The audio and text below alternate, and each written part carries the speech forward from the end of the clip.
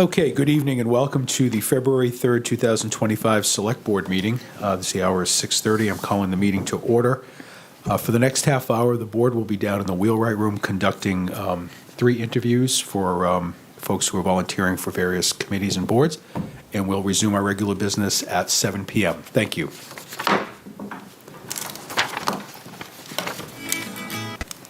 Thank you for tuning in to Exeter TV. Exeter TV is the town's public and government access channels, available on Comcast Channels 6 and 22. Channel 6 is your channel. If you have an idea for a program, want to host your own talk show, or submit a film, we're here to get your content on television. On Channel 22, we bring you live and replay coverage of government meetings and other town updates. A third channel, Blue Hawk Media, is operated by SAU 16 and can be found on Channel 8, with all your school sports, events, and meetings. You can watch Exeter TV online at exeternh.tv, Apple TV, and on Roku. Find us on social media for extra content. Subscribe to our YouTube channel and hit the bell to get notified about live streams and new content. Tune in to our platforms every other Friday to watch the Exeter Biweekly Report, with recaps of recent events, updates from town departments, and messages from nonprofits in your area. If you head to our website, exeternh.tv, we invite you to sign up to our newsletter to receive monthly updates about new content, upcoming meetings, and more. We'd like to thank you for taking the time to watch Exeter TV and hope that you tune in to our other content as well.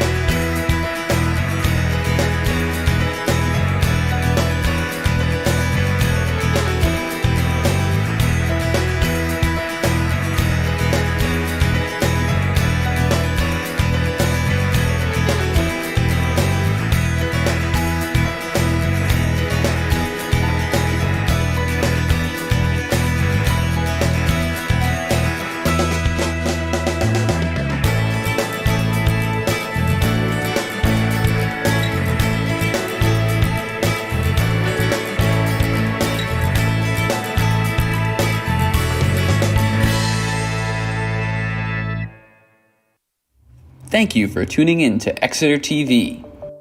Exeter TV is the town's public and government access channels, available on Comcast Channels 6 and 22. Channel 6 is your channel. If you have an idea for a program, want to host your own talk show, or submit a film, we're here to get your content on television. On Channel 22, we bring you live and replay coverage of government meetings and other town updates. A third channel, Blue Hawk Media, is operated by SAU 16 and can be found on Channel 8, with all your school sports, events, and meetings.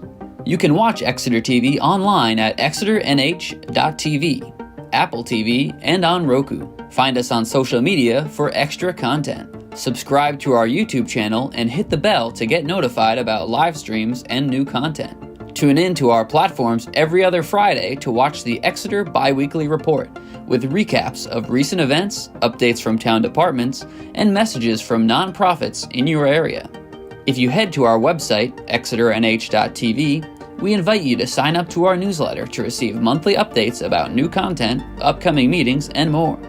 We'd like to thank you for taking the time to watch Exeter TV and hope that you tune in to our other content as well.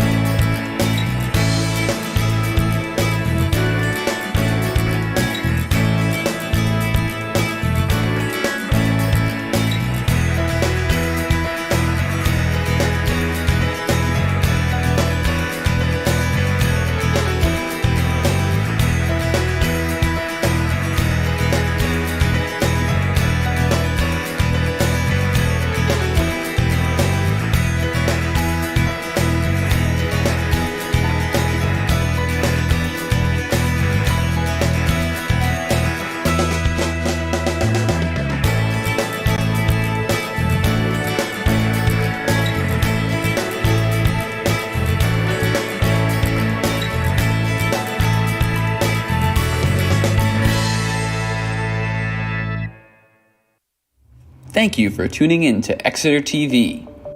Exeter TV is the town's public and government access channels, available on Comcast Channels 6 and 22. Channel 6 is your channel. If you have an idea for a program, want to host your own talk show, or submit a film, we're here to get your content on television. On Channel 22, we bring you live and replay coverage of government meetings and other town updates. A third channel, Blue Hawk Media, is operated by SAU 16 and can be found on Channel 8, with all your school sports, events, and meetings. You can watch Exeter TV online at exeternh.tv, Apple TV, and on Roku. Find us on social media for extra content. Subscribe to our YouTube channel and hit the bell to get notified about live streams and new content. Tune in to our platforms every other Friday to watch the Exeter Bi-Weekly Report, with recaps of recent events, updates from town departments, and messages from nonprofits in your area. If you head to our website, exeternh.tv, we invite you to sign up to our newsletter to receive monthly updates about new content, upcoming meetings, and more. We'd like to thank you for taking the time to watch Exeter TV and hope that you tune in to our other content as well.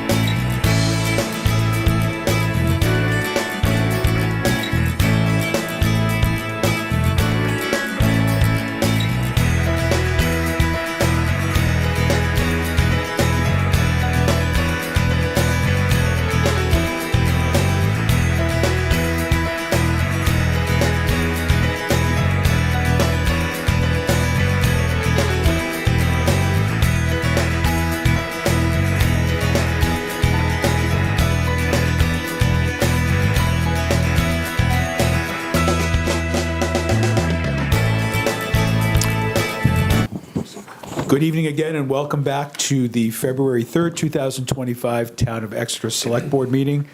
I'd like to say good evening to Exeter, my colleagues on the board, respective town staff, those in attendance, and certainly those watching at home. I'd like to start by introducing our board this evening, and first by saying, unfortunately, Vice Chair Molly Cowan had an unexpected conflict and will not be with us, but we do have a quorum with the four of us. So to my right, Selectman Dan Chartrand, good evening. Good evening, Mr. Chair. To my left, our clerk, Selectwoman Julie Gilman. Good evening, Mr. Chair. Selectwoman Nancy Belanger, good evening. Good evening, everyone. Our town manager, Mr. Russ Dean, good evening. Good evening. Our recording secretary, Joanna Bartel, good evening. And my name is Nico Papakosendis. We just conducted 2 board interviews down in the Wheelwright Room, and I would now open it up to public comment. If there's anybody from the public that wishes to share any comment, there's nobody online, and seeing no other public in the room, we'll move on. The regular meeting minutes from the January 21st meeting are not quite available yet, so we'll take those up at our next meeting. So I would move on to appointments. The first one is in our packet, actually, and it would be an appointment for James Breeling to the Exeter Squamscott River Local Advisory Committee. Mr. Dean, I do not believe that there is a term limit on this. I could not find one on their website anyway. No, and this is a nomination as well. It's not an appointment. I understand. Yeah. Thank you for correcting me. I think we have 3 or 2 Exeter residents already on the... 2 residents Okay. that are on the committee. Okay. All righty. And then this would bring us up to 3 with Mr. Breeling. So if there are no questions or comments, I would entertain a motion to nominate James Breeling to the Exeter Squamscott River Local Advisory Committee. So moved. Second. It's a motion and a second. Any discussion? Seeing none, all those in favor? Aye. Aye. Opposed? Motion carries 4-0, and I think Mr. Breeling is going to be a perfect fit on that committee, and I thank him for volunteering. We interviewed 2 potential volunteers this evening, the first of whom was Dean Hubbard, who is interested in the alternate position on the planning board with a term to expire in 2026. So I would entertain a motion to appoint Dean Hubbard as an alternate to the planning board with a term to expire April 2026. So moved. Second. Motion and a second. Any discussion? Seeing none, all those in favor? Aye. Opposed? Motion carries 4-0. And I would also entertain, I'd also entertain a motion to appoint Don Jelly as an alternate to the Pearpoint Park Stakeholders Advisory Committee. So moved. Second. Any discussion? Seeing none, all those in favor? Aye. Aye. Opposed? Motion carries 4-0. I'd like to thank Dean, Don, and Mr. Breeling for volunteering for their respective committees.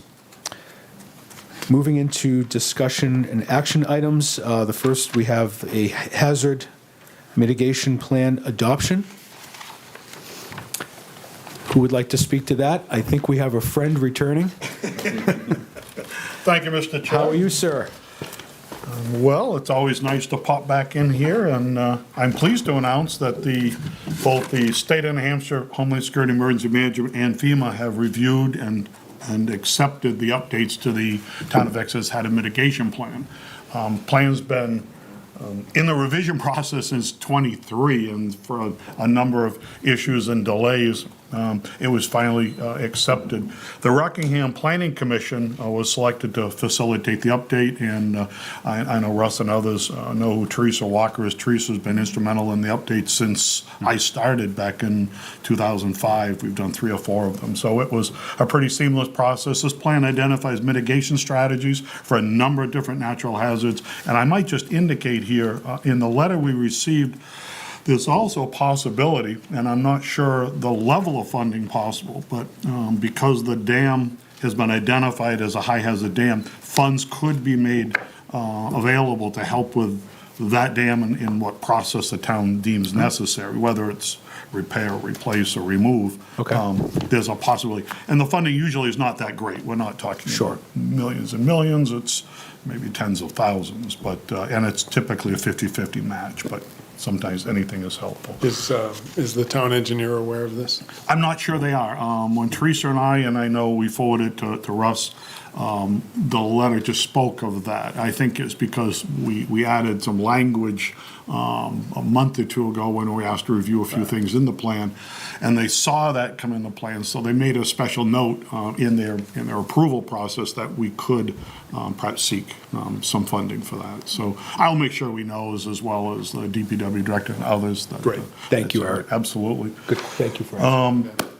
We did hold a duly noticed public hearing back in June of ¡24 and offered a 30-day comment period. We received no written comments with that. So it was a pretty seamless process. And as evidenced by the adoption sheet, the final part of this is your formal adoption of the plan. We'll forward that off, and they'll forward the plan to us as approved. It's a 5-year process. So it will, even though the plan before this was a 2018 plan. If you do 5-year math, it was 23. They're going to label this one 25, and we have 5 more years. And Okay. We'll be looking at another revision in 2030. It'll be lots of fun. Terrific. But so unless anybody has any questions, that's a thumbnail summary of where we are, and be fine. I do. Okay. So I was able to attend a few of these meetings. It's a fabulous collaborative process. I had never done it, so I did pop in a few times. My question is, if it's 5 years, 2025 to 2030, when would the next process begin again? Typically, about the time it expires. So we started, we started this one in March or early '23, because we pretty much felt we had the year to do it. I don't think anybody understood the delays, and some of which was local, state level, some of which was FEMA, high-level feds. The number of disasters and storms pulled all the FEMA representatives in a number of different directions, so they weren't available to review the plan. So this process typically does not take 2 years to review, update, and get it approved. So this is an abnormal cycle that So we just should calendar it for 2029? Yeah, so pencil, perhaps 29. Okay. Absolutely, we'll keep our eye on it, and often what happens is the state of New Hampshire engages a number of contractors, such as Rockingham Planning Commission, and asks if they'd be interested in submitting a proposal to review. At the time we started this in '23, Rockingham Planning had 5 communities that were in process: Northampton, Exeter, and all local to the seacoast. So all the plans were reviewed at the same time. And I anticipate the same type of situation will happen again, where not just Rockingham Planning, but other agencies would be offered an opportunity to cast a bid, if you will, or a quote, and then they'd be selected. And then we're notified that they've been pre-selected, and if we choose to go, then we can. And our relationship with Teresa has been long-standing. She was and it incredible. works well, so. Yeah, and all of our department heads and our town manager, it was quite a collaborative process. I was happy to sit in. I'm sorry. No, you're fine. No, even though the plan had expired, it was not, it's still a usable plan. The document is still one of guidance that allows us to identify things that need to be done, so. Well, and I want to thank you for continuing your work No on problem. this. It's been fun, I appreciate it. Good to see you. Any other questions? Well, I too is going to thank you for staying on as the Emergency Management Director, and it's great to see you. Great. I'll pop in periodically, and I know Teresa said she wasn't feeling well, so her apologies for not being here. She and I were going to co-present, so if you had any questions for Teresa, but we can still certainly reach out to Teresa. But yeah, we certainly enjoyed the interface, and your support over the years and coming back has been super. So. Wonderful. So, Do we need to read this for the adoption? My general feeling is no. Some communities decide that there isn't even the need to present or have fanfare. It's just your signatures on a sheet. But if you wish to, that's why fine, don't we Madam do it, Clerk. just to Yeah. dot that I. Okay. Certificate of adoption for the hazard mitigation plan for Exeter. Whereas the town of Exeter received funding from the New Hampshire Office of Homeland Security and Emergency Management under a pre-disaster mitigation grant and assistance from the Rockingham Planning Commission in preparation of the Exeter Hazard Mitigation Plan Update 2025. And whereas several public planning meetings were held between May 2023 and December 2024 regarding the development and review of the Exeter Hazard Mitigation Plan Update 2025, and whereas the Exeter Hazard Mitigation Plan Update 2025 contains several potential future projects to mitigate hazard damage in the town of Exeter, and whereas a duly noticed public meeting was held by the Exeter Select Board on July 24th, 2024, to formally, today's date. What's today? February 3rd, thank you. The Select Board on February 3rd, 2025, to formally approve and adopt the Exeter Hazard Mitigation Plan Update 2025. Now, therefore, be it resolved that the Exeter Select Board, the plan is hereby adopted as the official plan to the town of Exeter. The respective individuals identified in the mitigation strategy of the plan are hereby directed to pursue implementation of the recommended actions assigned to them. Future revisions and plan maintenance required by 44 CFR 201.6 and FEMA are hereby adopted as part of this resolution for a period of 5 years from the date of this resolution. An annual report of the progress of the implementation elements of the plan shall be presented to the Select Board by the town's emergency management director or town manager. Now, therefore, be it resolved that the Exeter Select Board adopts the Hazard Mitigation Plan Update 2025. In witness thereof, the undersigned has affixed their signature on the corporate seal of the town of Exeter on this 3rd day of February 2025. Great, thank you, Madam Clerk. There are no other questions or comments. I would entertain a motion to adopt the Town of Exeter Natural Hazards Mitigation Plan 2025 and further authorize the Select Board to sign the certificate of adoption. So moved. Second. Any discussion? Seeing none, all those in favor? Aye. Aye. Opposed? Motion carries 4-0. Well, thank you so much. Thank you, Chief. Thank you. You have no jokes for us tonight. He did before we started. Okay, next on our agenda, we have TIF Advisory Board charge to be presented to the board for approval, and we have Mr. Wyndham here this evening. Good evening. Good evening. This is sort of a, thank Pam for this. Pam put this together, and it's after 2020, when the pandemic hit, we pretty much stopped all the TIF Advisory Board meetings, and we started them back up about a month or so ago. Sorry, a little under the weather. And, but then Pam and Russ found out that we really have to do it more legally, and so that's what this is.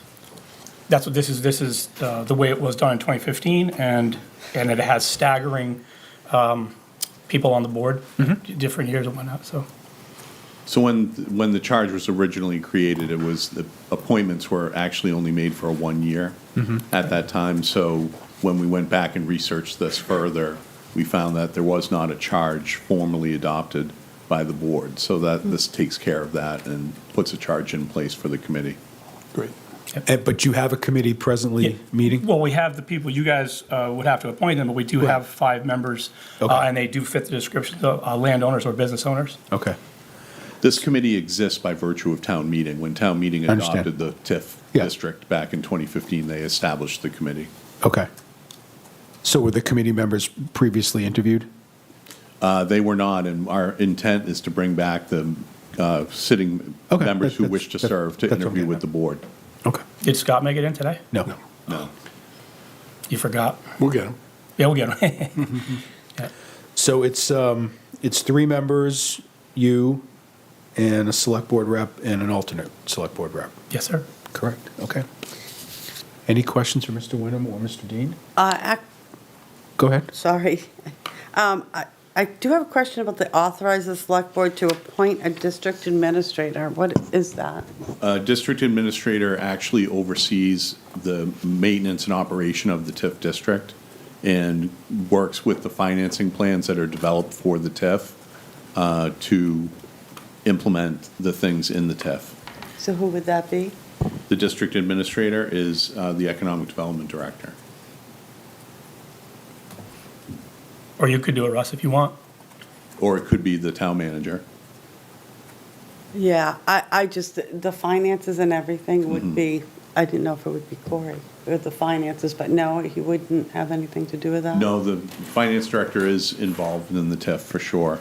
Okay, He's not the district administrator per se under the TIF financing plan, but he is very engaged in the finances of the TIF. yeah, just to direct funds and things like that. I just think we need to, I don't know. On a Anybody else different have a note, thought?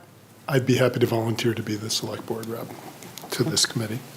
I already had your name penciled in there, Mr. Chartrand. There you go. Did anybody say that they'd be interested as his second? Julie? So who are the voting members? Obviously, the So it would be three, Scott, it would be Dan, myself, Tom Monahan, and Mike Lambert. okay. So you have the three members, you, and the select board rep are the voting members? And your point's well taken. If maybe it should be Russ to be the administrator. Yeah, I just think it should. Just to, Mr. Dean, maybe I'm overthinking this. Do we have another board or committee where a department head or a staff member or yourself are voting members?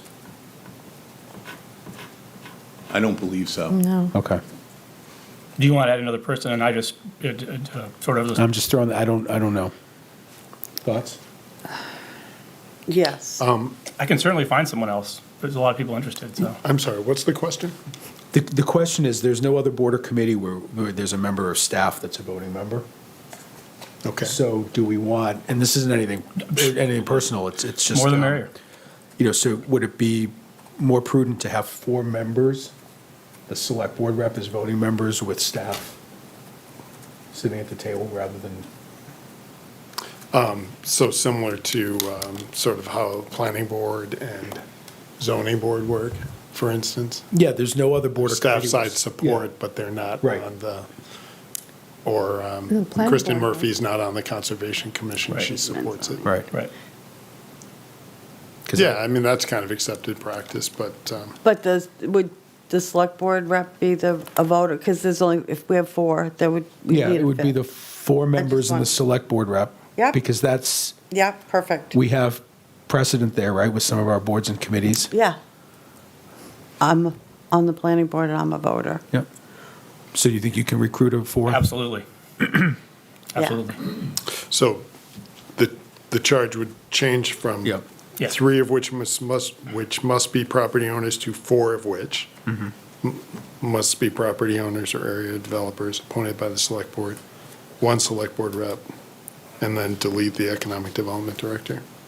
Correct. Can we say He'd just be a non-voting. the economic development director will supply staff side support or something like that? Yeah.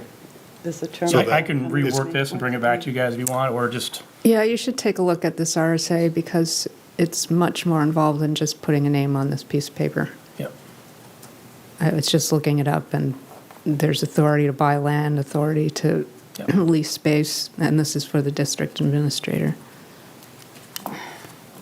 Okay, so yeah, we definitely want to, because that authorization, if it's to buy land, then we'd need to have more than one person authorize that. Right, I mean, so the TIF, the tax increment financing statutes certainly give quite a bit of authority to the district administrator, but the district administrator can't operate in a vacuum.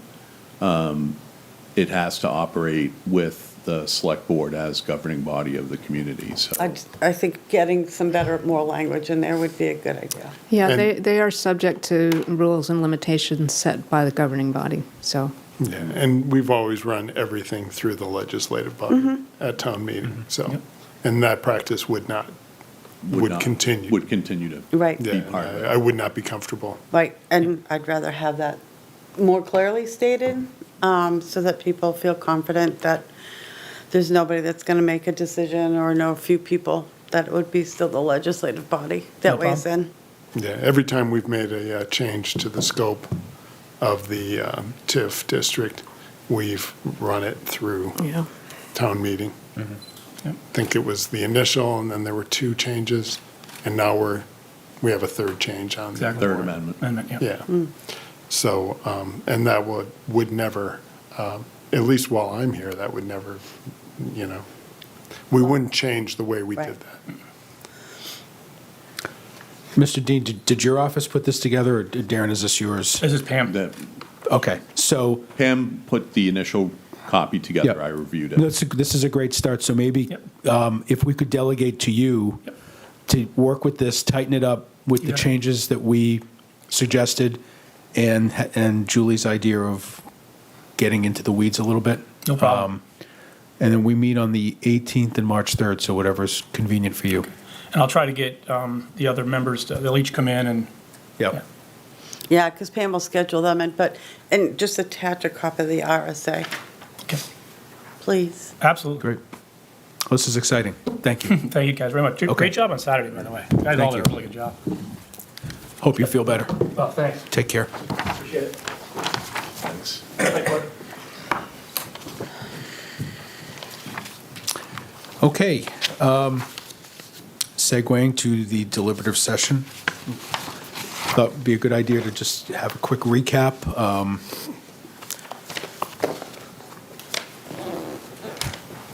Many thanks to the town moderator, supervisors of the checklist, all respective staff that were there and stayed throughout the whole meeting. And the weather didn't start out very good in the morning, but many thanks to those that showed up from the legislative body. I counted somewhere in the 90s, I think. There's some great discussion. Want to thank Attorney Laura Spector Morgan as well for giving up her Saturday to come. And I think all the articles will go on the ballot as written, if I'm not mistaken, with the exception of one of the citizens' petitions that was slightly revised. So, Revised by the lead petitioner. lead petitioner, correct. Any thoughts? Throwing up? No, it was, I think that the descriptions were well, and the articles were well written, that there wasn't really a whole lot of explanation to do unless you felt there, it was not well, we hadn't been well informed before that. But I found that it was, people were nodding their heads. The comments were, I'm going to vote for this, and then they just wanted more information about our future choices. Yeah, I did appreciate that, too. There were a few people that talked to the articles, but then elaborate a little bit. And it's always good to hear from people. I'd always like to see more people in the seat, but we take what we can take, and Yep. I think it went really smoothly. It did. Mr. Chartres? Ditto. I was somewhat surprised that there wasn't more conversation around some of the articles. But I think that goes to the point that they were well-written and self-explanatory. I think we got the funding mechanisms. I think that got better Yep. as we went along. Became more clear. So, Russ, thank you for sharpening that up. Sure. It became less confusing as we went through the different drafts of the warrant. I'm looking forward to the vote Yeah. and seeing what the town's voters think. And, we have to thank, again, the Budget Recommendations Committee for the work that they did to really go through the budget, particularly this year with the revals and everything else. And then kudos to the executive team, which, again, is Mr. Dean, Melissa Roy, and Corey Stevens. And I had the opportunity to meet with the three of you almost weekly between budget and the budget hearing, and I know how hard you all worked to try to identify, any savings or any other alternate financing mechanisms. So, and I think we made that case, and, we spoke to that between your presentation, Mr. Dean, and various board members. I mean, our goal for the last 2 years has been, with our labor force and with our employees, and, whether it be wage reclassifications or retention of staff and the reorganization. We've stayed consistent to that message, and it's real, and I think people know it's real. And people truly value what our employees do for this town. So I think that's the message that we've consistently delivered, so. Yeah, I would concur. I thought, Mr. Dean, you're forcefully making the point that the increase in the budget is to a large part driven by our retention efforts and by, things like health insurance increases. You made that point forcefully, and that was good. Thank you. And that's very real, and the health insurance isn't going to go away. I mean, that's going to continue and to increase and increase. And, Mr. Dean sits on the Health Trust. He knows better than anyone. This is not going to be isolated to just this year. I mean, Absolutely. It's going to keep going. And, I think we made the point, too, with the collective bargaining agreements. I mean, we finally have a fully staffed police and fire department after years, and we're still down 13. Now it's 13 as of a couple days ago in Public Works. Yeah. And it's hard. It's a very, the labor shortage has caused a very vigorous recruitment from municipalities, and there's just not a lot of talent, so. Yeah. One thing that wasn't said at deliberative session, and I think it's important, we really worked hard as a budget recommendation committee and as a select board and as the executive team to not load a lot onto this warrant, given that the town just approved the new public safety complex out on Continental Drive. We felt it was important for there to be a pause and a bit of a breather. Now, we couldn't have predicted the increase in the budget, obviously, and the drivers for that, as we've just spoken about. But there aren't a lot of big projects on this warrant, with the exception of that new groundwater, and that hits the water and sewer ratepayers, but not the taxpayers. So. Okay. So I thought that was a point that, after the fact, I wish we had made, that it was very intentional on our part not to put a lot of big projects on this warrant. Right. And that we are very conscientious about doing exactly what Mr. Chartrand just said, but also realizing we can't stop doing things Right. cold. We have to, it's a process that, and we look at it very closely, everyone does, and we just try not to overload any year. And I do want to thank the Budget Committee again. I can't stress that enough. They do a lot of work, our department heads, our executive team. And one more part to the budget process, and that is in March. Yep. Yeah, I'd just like to continue on to what Selectman Chartrand was saying, in that the ballot's going to look long, but you will also notice on it, many of the articles say no amount to be raised by taxation. So, That's very important to me. Yeah. Thank you. Yes. And I think the other thing, too, back to what you were saying about being cognizant of not overloading the ballot with projects, goes to some of the work that we've asked Mr. Dean and the executive team to do in the restructuring, the reorganization. And I think that the operations meetings that he's now holding on a weekly basis with key department heads, for the first time, I think the department heads are seeing this entirety as a whole rather than in their silos. And I think that made a huge difference in terms of, the different department heads looking at what's important, what do we need to do this year, what can we wait, and sort of, start making that plan. And I'm sure you've noticed that, and Mr. Stevens, I'm sure you noticed that as well. We certainly did. It's definitely a more cohesive process, for sure. So It is. the other thing that we did, and I'll segue into the next discussion item if there are no other comments on deliberative. If I could just add one Please, more thing, yep. because it was brought up a few times, and I'm hoping that people didn't miss this, and if they did, I just want to reiterate that it's been pointed out a few times that Epping Road in particular, for bike lanes and things like that, it's not that they weren't included, it's that they were looked at, but we'd have to do some land taking to do that. So it just wasn't added in for that reason. And we are trying to get more bike lanes.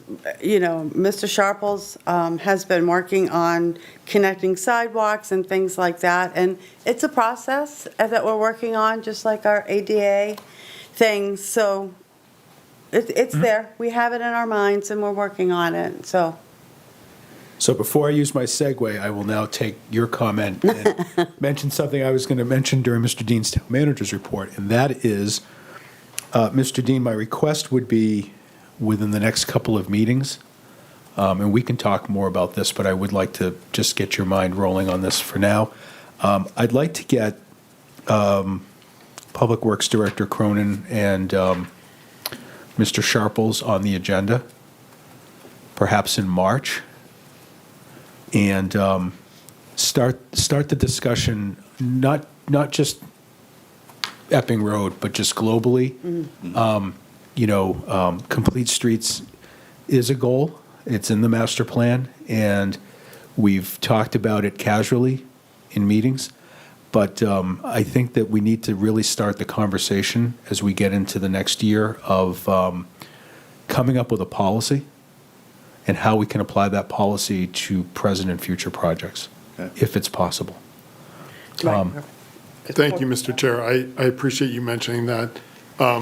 Coming out of deliberative session, there was one comment in particular that, to say it was implied might be too strong, but the select board, I think, is unanimous in wanting to pursue complete streets.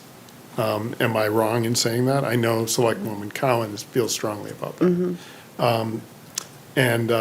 So it would be great to get that on the meeting and begin that process and really show that this select board is behind complete streets in projects going forward.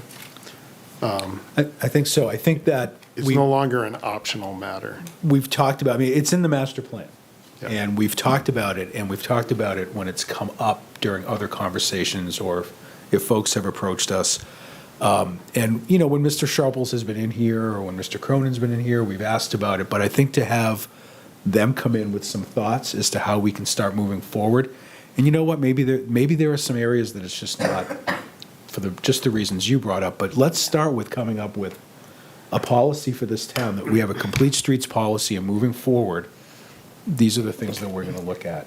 I do think that our department heads, especially the two that you just mentioned, are very aware of where we're heading with this, but you're absolutely correct. To start having this conversation, getting some more language written, giving the department heads the direction with their input, Yeah. and yeah. I think And that's having it in a important. formal Absolutely, I agree. Actual scenario. policy. Yeah, it's Correct. an actual policy. So, Select board policy, because I believe the support for that is unanimous on this current board. It is. If I'm incorrect about that, Nope. please, any of you, let me know. You're not incorrect, just, I agree with you. okay, so now I'm going to segue back into another thing that you brought up. I think, moving to the next discussion item, one of the other things that between Mr. Dean, select board members, staff that were presenting the different warrant articles, we talked about, funding mechanism, and this town has done an incredible job, at least since I've been involved, between budget recommendations and select board we've got some great department heads and town staff that pursue, investigate, and go after grants. And we've talked about that between, the planner's office and Kristen Murphy, Melissa Roy, the two police chiefs, the police chief and fire chief. We've got a lot of really, really good talent that are so good at those applications and going after grants. Mr. Sharples, yeah? And, there's the unknown over the last 2 weeks, or whether or not, how that's going to play out in the future. And I think only the future will tell us. But I felt it was important to put it on the agenda this evening particularly after, I knew questions would come up at deliberative for Mr. Stevens and Mr. Dean to present to us where we're at with our present projects, present grants, and how that's looking. So, looks like Mr. Stevens is ready to go. Good evening. I took the liberty of coming up here. I assumed I'd be welcome, so. Good choreography. And I took the liberty that Mr. Dean delegated this to you, so I'm sorry, Russ, if that wasn't the case. Oh, that's fine. That's quite all right. Right, so at your request last week, we kind of got our arms around exactly what our current outstanding projects and potential projects with federal funding, grant funding look like at the moment. We all know it's a fairly liquid situation. There, just last night and this morning, I got notice of a temporary restraining order that's been entered by the state of New York against the Trump administration, basically saying you shall not stop, grants that are in process or to be doled out until this is sorted out in the courts. So there's a lot we don't know. We have spent some time reaching out to our grant partners to find out exactly what we can find out and what they'll say to us, which was good. So the list in front of you is comprehensive and doesn't necessarily represent dollars we're going to lose per se. Just to give you a little bit of detail on that, any of the projects that say SRF loans, we identified the ones that were the source of the forgiveness is a federal grant. I've spoken to DES and they feel fairly comfortable that we won't lose those forgiveness elements, whether it's one coming down the pike like the siphons or ones that we already have in process. So that was good news. Any of the state ARPA funds, they feel fairly confident that the money is with the state. We shouldn't lose that. And again, I caveat that we just don't know how this will play out day to day, but that's the advice that we're given so far. Ones that I think really could be on the chopping block, the solar array is part of the Inflation Reduction Act credits where we can, as a municipality, after a project is done, apply for the credit and be given dollars back. That may or may not survive in the long run. That's almost $1.3 million. Some of the historic preservation grants, the energy efficient block grant for $200,000 that Kristen Murphy's been working on and is pretty close to finishing. I got an email saying we're in a pause until we understand more from the administration where this is going. Items that were on the warrant on Saturday, Pickpocket Dam, the $2.1 million grant opportunity that we're going to be looking at with NOAA. One has to wonder about that, but let's hope that sensible, good projects like that are out there will continue to be supported. EV charging station grant for $96,000. I'm not sure about that. And then Mr. Sharples has a recently submitted Railroad Ave intersection improvements grant for over $1 million. No reason, and that's through TAP, Transportation. Help me, Mr. Dean, with the Alternatives program. Thank you. No reason to think that a program like that would be pulled back, but again, we don't know what the priorities are at this point.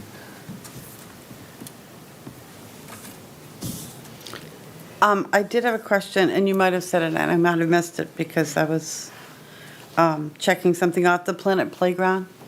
Thank you very much. No, I did not mention that. Both 10 Hampton Road, CDBG renovations, and the Planet Playground, we've gotten correspondence that those should be secure. Okay. Good. Thank you.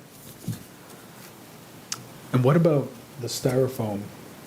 That's not on your list. Is that, But the great thing about the way that article was written is it's conditional on us getting the grant. Right. So there's no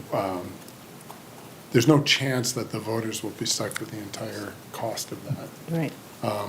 if we don't get the grant, it doesn't go forward, so. Right. So, Go ahead. I'm sorry, the only thing that's on this list are things that we've already approved, right? The potential projects at the bottom are our articles. From the articles? Yeah, I missed So that. you did add the pickpocket dam, I'm sorry, Yeah. you're right. I don't know how I overlooked the styrofoam. Now, I understand what you were saying, but it's too bad because that people were genuinely excited about that. Well, and, we may take another swing at it in a year and not make it grant dependent if we think there's the support for it. But the Budget Recommendation Committee was very clear that they wanted it to be dependent on the grant. And I'm very dedicated to honoring the BRC process. Absolutely. So, could I make a comment overall on this? Please.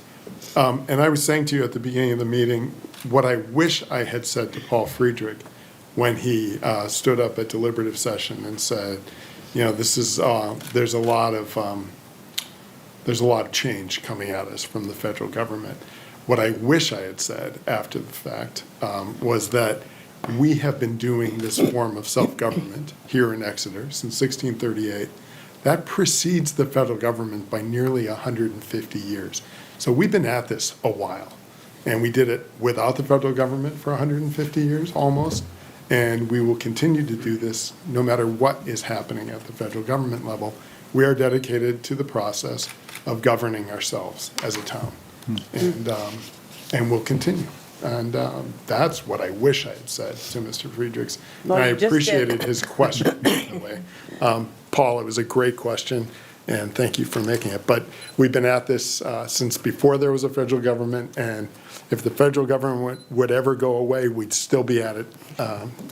So with the styrofoam issue, one of the things, because there were a few comments saying they wish it wasn't grant dependent from the public. I got what you said, and I agree with you. I'm just saying that was noted, or I noted it. And I think that if something happens with the funding on that, I think that there's a lot of positive possibilities to go through next year. I think, during the drives, things like that, until we can see if it's self-sustaining, right? If it's going to support Right. itself, so. yeah, Wasn't we can still do the spoke model. We don't have to be the hub. Right. So Wasn't the grant a private grant, though, could be. for that? I don't. Well, we have it It right. was a state grant. There's a reason I don't have it on here, and it's not because I overlooked it. That's what I'm trying No, to- I'm sure you didn't overlook it. I'm pretty sure it was private, or. I thought it was that private, the feedback I too. got. Or- And I thought it came We've through got the the- state. What number Okay, was it? well- Oh, here it is. I thought it was through recycle.org. Right, Yeah, Great. Recyclefoam.org, yeah. so right. maybe there's hope. Maybe they're fine. I think it is. I think that this can play out and at least pay for itself. And I think it's a great idea, so. It will There was a all- lot of positive, It will all become The end of my apparent driveway in the this fullness morning of had time. 2 extra blue bags full of styrofoam from a large purchase. I was like, oh geez, this would help. yeah. Save it, we're gonna do another collection. Yeah. I already have a decent-sized bag of styrofoam ready to go. Thank you for doing this, because I have been worried for a while that this was gonna. You're welcome. So what's the biggest concern between Russ, you, and Corey? What is the biggest concern? Solar array? I think, yeah, I have would to say. suggest that the solar array is the biggest concern because not just the program itself, but the dollars involved. That's a $1.3 million credit that we would be qualified for. And to see that go away would be a big dent, obviously, in the financial schematic of the solar array. Okay, and where are we with that project? We are awaiting a piece of equipment. Once we get it, we'll be able to go online with it, but it's a transformer and it's So it's almost done. It's delayed. It's almost So- done. And that's a piece of equipment that Unitil has to provide, correct? Correct. Right. I think that's a Is there fairly- any way to get them to hustle it up?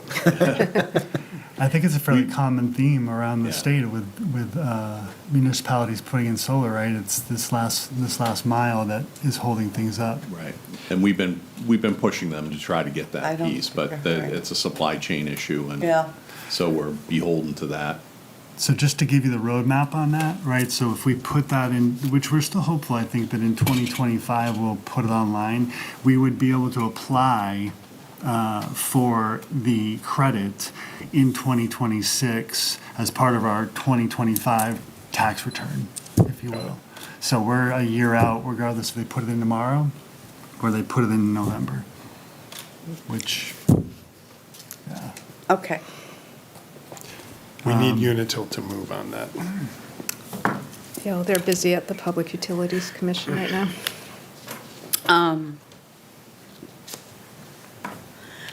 Okay, so we don't have a lot out there on siphons.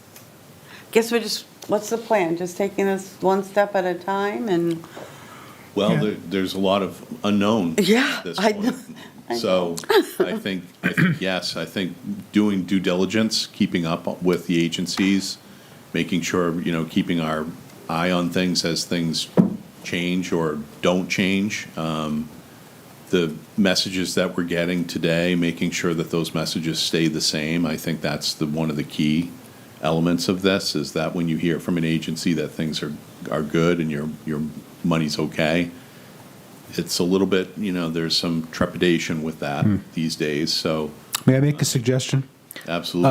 And I think this is going along, Selectwoman Belanger. If, much like we did with the siphons and other ongoing, we did it with the revals, I don't think it needs to be on the agenda per se for every meeting, but I think at the very least during your town manager's report, if there's anything to report, because I think, as you said, Mr. Dean, this is going to be changing every day, every hour. Seems to be every time an executive order is signed. fluid, yeah. So if at the very least, if you could update us with anything that needs to be updated, and then on a larger scale, Mr. Stevens, if there's something that's really going south, if you could be here to give us an update, and I think that would satisfy our curiosity and concern. Concern. Yeah. So we'll keep you updated. Yeah. If I could? Yes. We should also be in touch with our representatives in Congress Yes. and, give them this sheet and say, here's what we're working on. Anything you can do to make sure that this comes through, that these promises are delivered on, we would appreciate it. Absolutely. Yeah, we did get an email from Senator Shaheen a few Today. days ago. There was one today as well. Oh, okay. I thought there was one at the end of last week too, but yeah, just to stay in touch with Senator Shaheen, Senator Hassan Hassan, and Pappas, Congressman Congressman Pappas. Yeah. Just checking in with them as often as you can, seeing where things are at. I just think it's changing even more than day by day right now.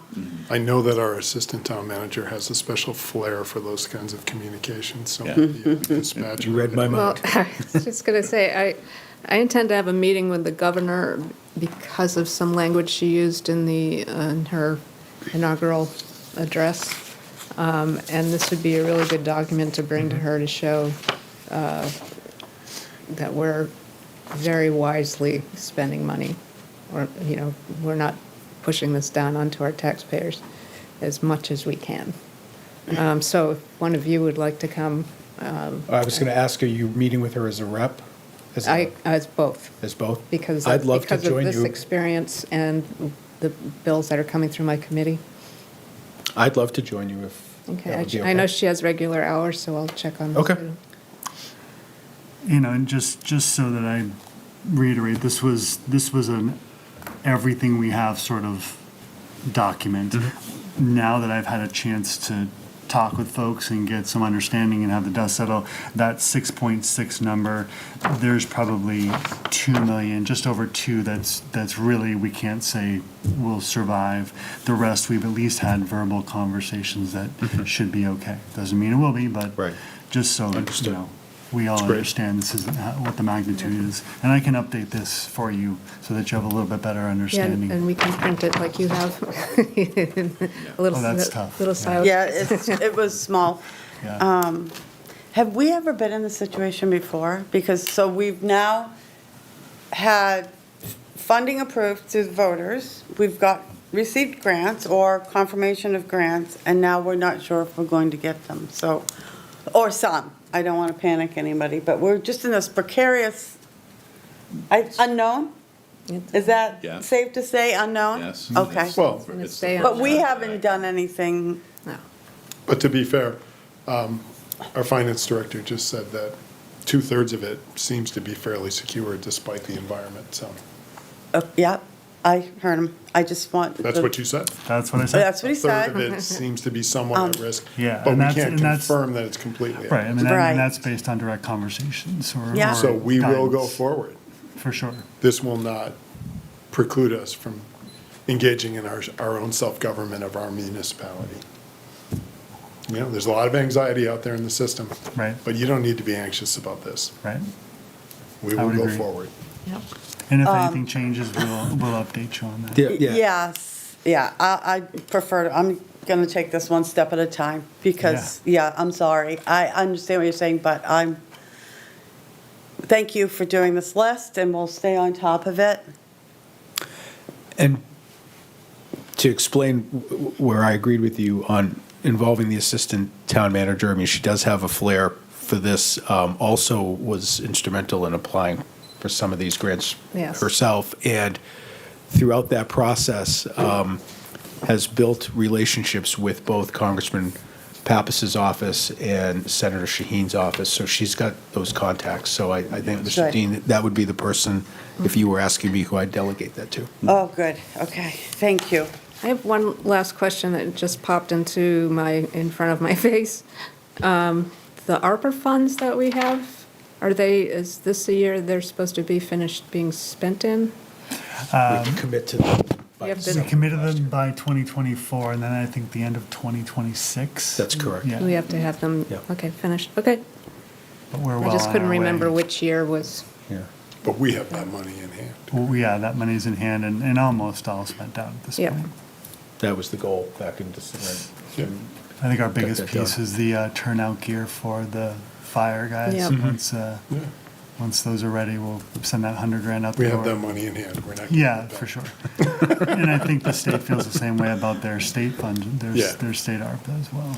yeah, and, these federal grants have to go through the governor and council anyway, so to go see the governor and executive counselor too, and just say, you might, don't hold us up. Right. When it comes to it, please don't hold us Well, up. let me know. I'd like to join you if I may. Yeah. Great. Okay. Thank you again. You can be I the really selectman, appreciate I'll be the this. rep. Okay.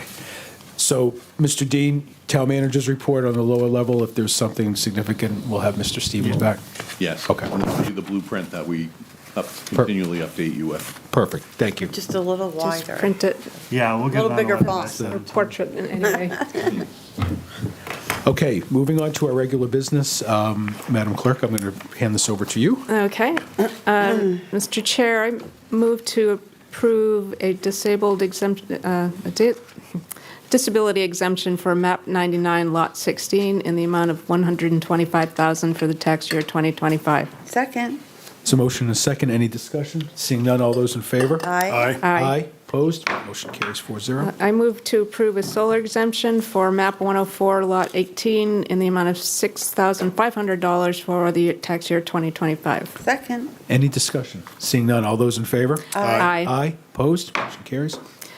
I move to deny veterans credit for MAP 96, Lot 2, Unit 7 for the tax year 2025. second, Any discussion? Seeing none, all those in favor? Aye. Aye. Opposed? Motion carries. I move to approve a veteran credit in the, for MAP 80, Lot 6, Unit 4, in the amount of $500 for the tax year 2025. second, Any discussion? Seeing none, all those in favor? aye. Aye. Opposed? Motion carries. I move to approve a tax abatement for MAP 55, Lot 6, Lot 61, Unit 1, in the amount of $622.26 for the tax year 2024. Second, Any discussion? Seeing none, all those in favor? Aye. Aye. Opposed? Motion carries. I move to approve a tax abatement for MAP 55, Lot 6, D1, Unit 2, in the amount of $611.98 for the tax year 2024. Second. Any discussion? Seeing none, all those in favor? Aye. Aye. Opposed? Motion carries. I move to approve a tax abatement for MAP 55, Lot 61, Unit 3, in the amount of $560.39 for the tax year 2024. Second. Any discussion? Seeing none, all those in favor? Aye. Aye. Opposed? Motion carries. I move to approve a tax abatement for MAP 55, Lot 61, Unit 6, in the amount of $343.35 for the tax year 2024. Second. Any discussion? Seeing none, all those in favor? Aye. Aye. Opposed? Motion carries. I move to approve a tax abatement for MAP 55, Lot 61, Unit 7, in the amount of $451.87 for the tax year 2024. Second. Any discussion? Seeing none, all those in favor? Aye. Aye. Opposed? Motion carries. I move to approve a tax abatement for MAP 55, Lot 61, Unit 8. Hold on, I'm losing my place. There we go. In the amount of $1,867.95 for the tax year 2024. Second. Any discussion? Seeing none, all those in favor? Aye. Aye. Opposed? Motion carries. I move to approve a tax abatement for MAP 55, Lot 61, Unit 9, in the amount of $1,414.31 for the tax year 2024. Second. Any discussion? Seeing none, all those in favor? Aye. Aye. Opposed? Motion carries. I move to approve a tax abatement for MAP 55, Lot 61, Unit 10, in the amount of $1,855.50 for the tax year 2024. Second. Any discussion? Seeing none, all those in favor? Aye. Aye. Opposed? Motion carries. I move to approve a tax abatement for MAP 55, Lot 61, Unit 13, in the amount of $1,903.53 for the tax year 2024. Second. Any discussion? Seeing none, all those in favor? Aye. Aye. Opposed? Motion carries. I move to approve a tax abatement for MAP 55, Lot 61, Unit 11, in the amount of $816.56 for the tax year 2024. Second. Any discussion? Seeing none, all those in favor? Aye. Aye. Opposed? Motion carries. I move to approve a tax abatement for MAP 55, Lot 61, Unit 12, in the amount of $1,985.36 for the tax year 2024. Second. Any discussion? Seeing none, all those in favor? Aye. Aye. Opposed? Motion carries. Thank you, Madam Clerk. I forgot my water bottle. You want a cup of water? No, I'll get one. Or one of these to hold you, to get you through. Okay. Mr. Dean, do you want to speak briefly to the request for a letter of support for the NOAA grant? Yes, this is, as it states, it's a letter of support for the barrier removal grant application for Pickpocket Dam. And it goes through the history of the dam being called a high hazard dam and seeks the funding, and it's addressed to NOAA. So Okay. this is a request from the Public Works Director to Yeah. fulfill. We've done this before. Any questions or comments? No. No. And seeing none, I would entertain a motion to submit a letter of support for the NOAA Restoring Fish Passage Through Barrier Removal Grant application for Pickpocket Dam Removal Project and authorize the Select Board Chair to sign the letter. So moved. Second. Any discussion? Seeing none, all those in favor? Aye. Aye. Opposed? Motion carries 4-0. Mr. Dean? Okay, last week, obviously, a lot of what we've been doing is preparing for deliberative sessions, so we were working on the fact sheets that went with the packets and getting the warrants ready to go and so forth, so that was the lion's share of the week. But I also was able to attend the retirement party for Tom Estes, Paul Roy, and Bill Baptiste on Wednesday. Went very well, was nicely attended, and thanks to Tricia Allen, who pulled it all together from Public Works. She did a great job, and everybody had a great time. Principal Rawson from the Academy will be here on the 18th of February to give us an update on PEA goings-on. So if you can just mark that down, that he will be here on the 18th. And then we've been working with Unitil on double pole issues in town. Staff attended a meeting about 2 weeks ago on that.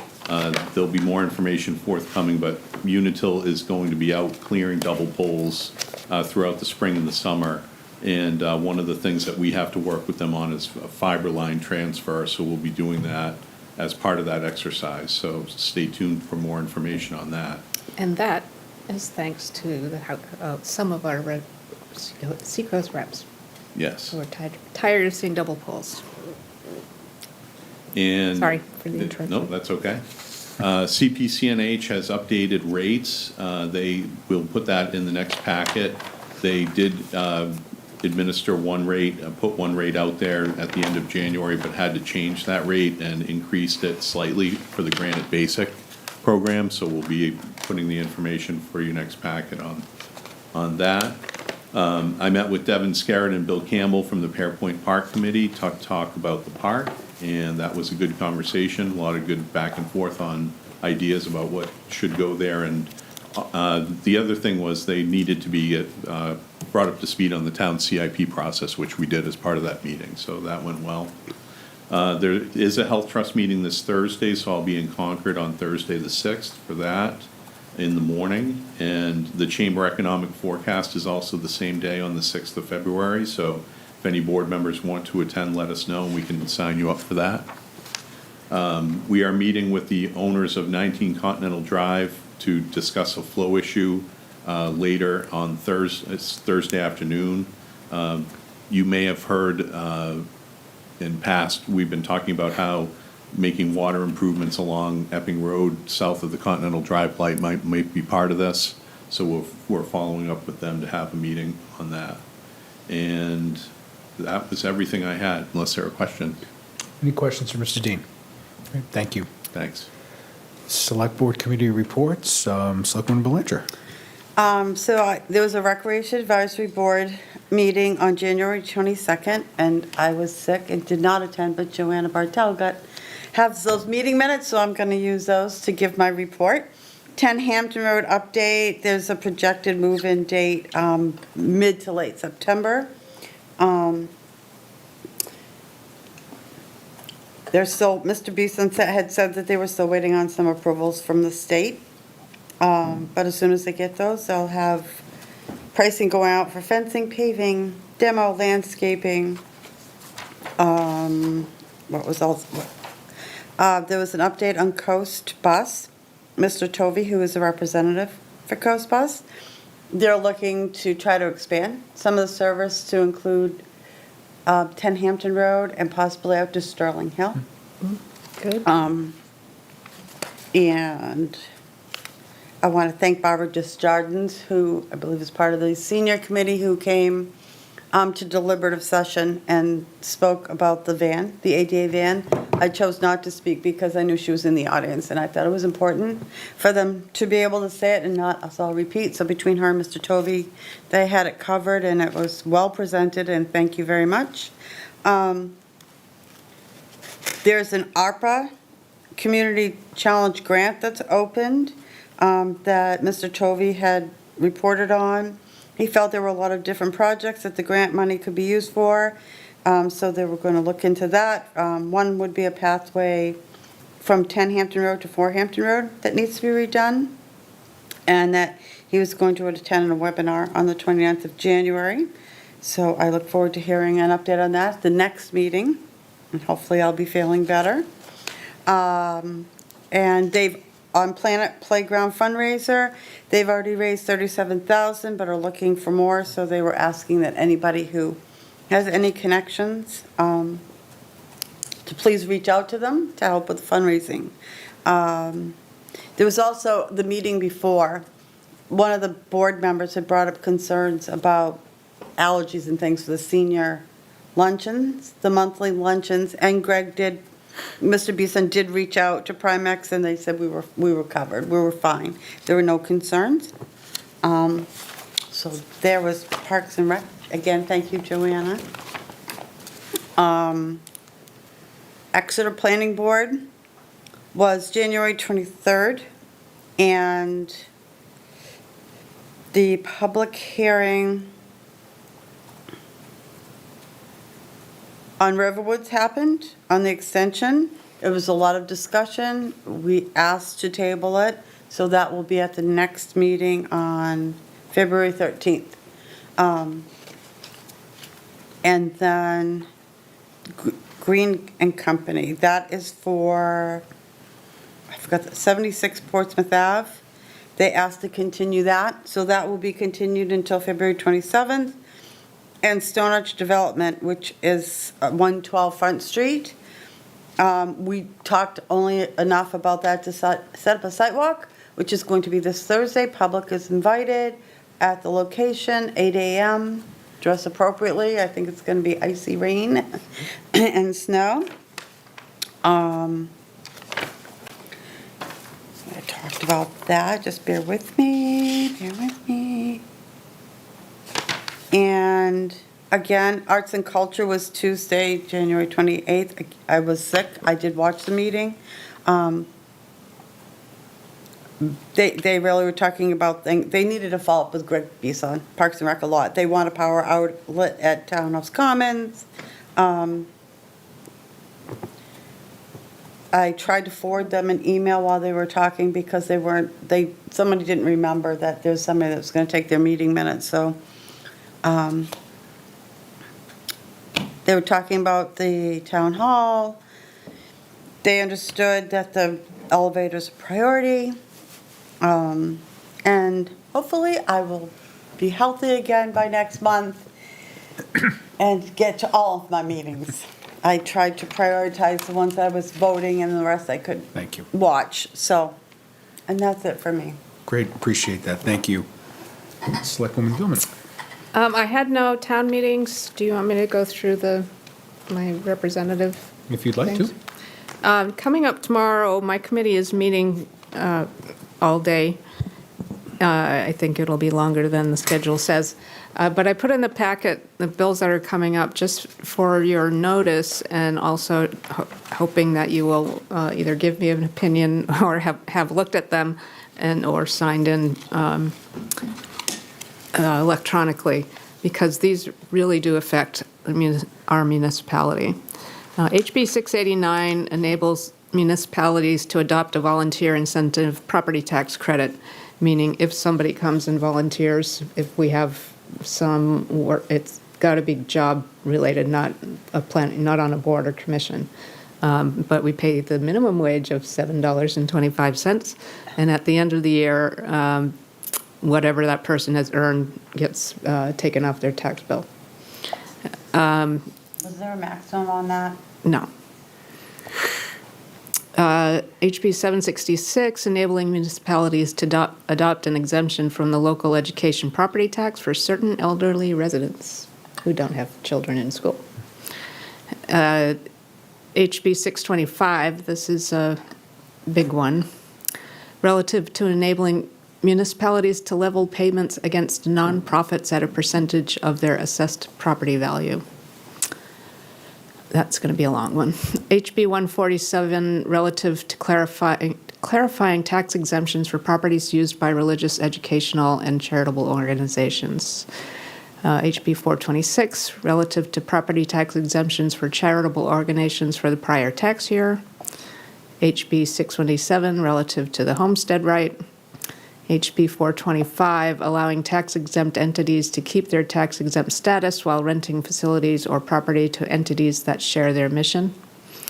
HB 421, relative to notice of tax-exempt status filing procedures by town officials or offices. And HB 782, expanding property tax exemptions for certain elderly and disabled persons, raising public awareness regarding tax credits and exemptions, and requiring an annual report regarding the efficacy of the low and moderate income homeowners property tax relief program.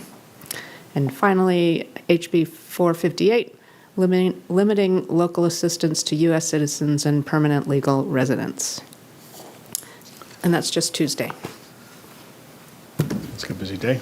It is going to be a busy day, but this is one of the things that I want to bring to the governor, who has told us that we need to take more responsibility for how we fund our things. And if we give an exemption, if these all pass, all of those exemptions, the balloon is getting really squeezed in the middle and the ends are really getting large. So I think there's some understanding that needs to occur. Yeah, Well, thank you for And that, that's and good luck tomorrow. Thank you. I brought my lunch. Selectman Chartran. Thank you, Mr. Chair. I attended a Facilities Advisory Committee meeting on the 22nd of January, a Wednesday, at 5:30. We heard some reports from our staff site support person, Dave Sharples. He gave us an update on the 10 Hampton Road project and the public safety project. We also spent quite a bit of time in the meeting doing a work plan for the first half of the year. And that's what happened at that meeting. And then I have a Sustainability Advisory Committee meeting on Wednesday at 7 p.m. So you'll hear my report on that at our next meeting. And there, correct me if I'm wrong, we'll be electing a new chair?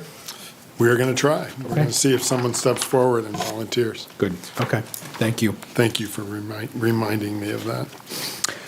I did not have any committee meetings, however, I did attend the retirement party along with Selectwoman Gilman for the 3 Public Works employees who retired, and again, many thanks to Tricia Allen for pulling that off.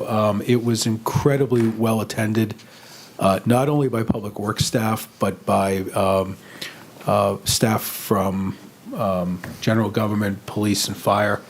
And there were quite a few retirees that came back to pay tribute. So it was held at the town hall. It was incredibly well-attended, and I was happy to have been able to make it and to say a few words on behalf of the board. Yeah, So my apologies for not being able to make it.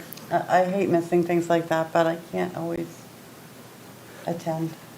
And those 3 folks in particular, and I think as I said in my brief comments on behalf of the board, is that their work ethic and the commitment and the dedication to this town will continue to be felt in the Public Works Department for a long time. So we wish them well and the best of health and happiness, and they enjoy their retirement.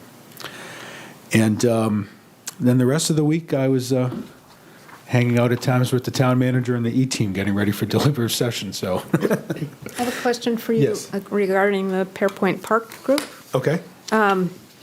Excuse me. An HDC member and a Heritage Commission member were supposed to be appointed. Was it my mission to do that, or, Well, we have Mr. Campbell, okay, and then we need one more from he's from the Heritage Commission. HTC, so Yeah. if there's any interest. We haven't been having meetings. I think Barb McAvoy put out a notice. I haven't heard any answer to it. I don't know if anybody stepped forward. So they're not voting members. Bill's actually serving two roles there. He actually is a member, a voting member, because he Okay. applied, we interviewed him, but he's also representing the Heritage Commission. So if there's somebody on the HDC that would like to, we'd love to. When do they meet? They meet the 3rd Thursday of the month at 5 p.m., and Chair Jones tries to keep the meetings to an hour.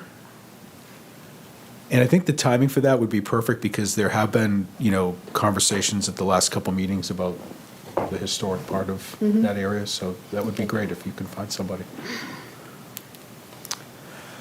Moving along, in our correspondence, we have the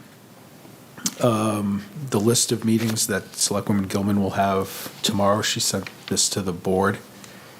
And we have the NHMA Legislative Bulletin, and I was copied on a letter from Robert Pryor, and this was a letter that he read at the planning board meeting that Selectwoman Belanger referred to, and he copied the select board, so that's in our packet. Under correspondence, reviewing the board calendar, we have February 18th is our next meeting. That is a Tuesday. March 3rd and March 17th. And town voting on the 11th. March 11th at 7 a.m. to 8 p.m. at Tech Auditorium. If there are no other business for the board, I would entertain a motion to adjourn. Second. Any discussion? Seeing none, all those in favor? Aye. Aye, opposed? We stand adjourned. Thank you, everybody. Good night. Thank you for tuning in to Exeter TV.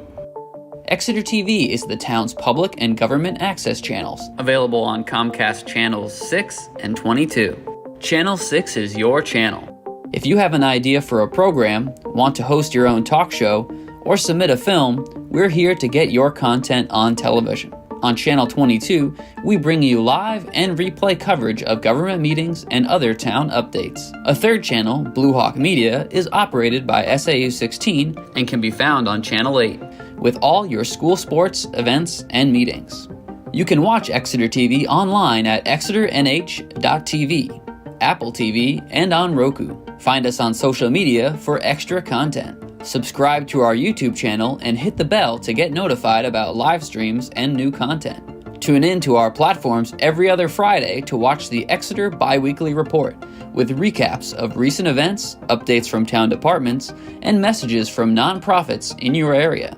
If you head to our website, exeternh.tv, we invite you to sign up to our newsletter to receive monthly updates about new content, upcoming meetings, and more. We'd like to thank you for taking the time to watch Exeter TV and hope that you tune in to our other content as well.